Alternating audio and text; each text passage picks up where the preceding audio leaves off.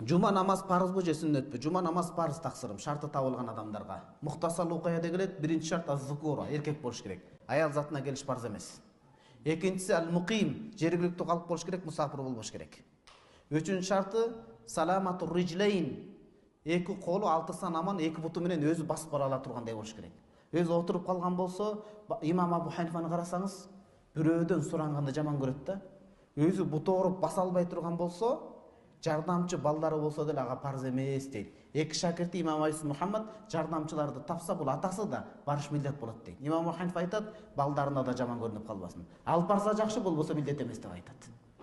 Карасаңыз, анан имамдан башка 2-3 адам болуш керек жок дегенде.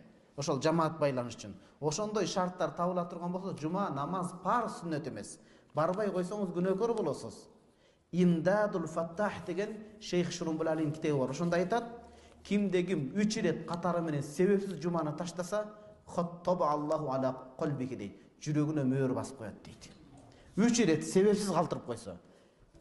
Бизде американ сааты менен таң аткан болуп калат, уйкуну күтүп көргөн, эртең менен багымда жумага уктап калган бул. УФСнин боюн көрөм деп атып. Же аламан улакка даярданында атын жүрүп жумага уктап калган бул. Ошентип 3 жолу кайталаса жүрөгүнө мөөр басылат дейт. Алымдар ошо Шейх Шурумбулали түшүндүрөт. Мөөр басат деген эмне десе, жүрөгү жакшылык кылууну каалабай калат экен. Баягы капырлардын, мушриктердин жүрөгүнө Аллах Таала мөөр басып коет дейт го. Мөөр басып коет деген эми операция кылып караганда таза эле окшош эле жүрөк болуп атат. Кандай десе, жок, бизге көрүнбөй турган бир мөөр басат. Ал эзели жакшылык кылгысы келбей калат экен. Кылайын деген ою жок болуп калат деген сөз да, мындайча айтканда. Кудай сактасын. Бул парыз. Анан Ханафи мазхабы менен башка 3 мазхабтын талаштары бар. Жума күнү өзү асли түпкүлүгүндө пешим парыз болуп, жума ордуна келип атабы, же жума эле парызбы десе, Ханафи мазхабта пешим биринчи парыз болот дейт.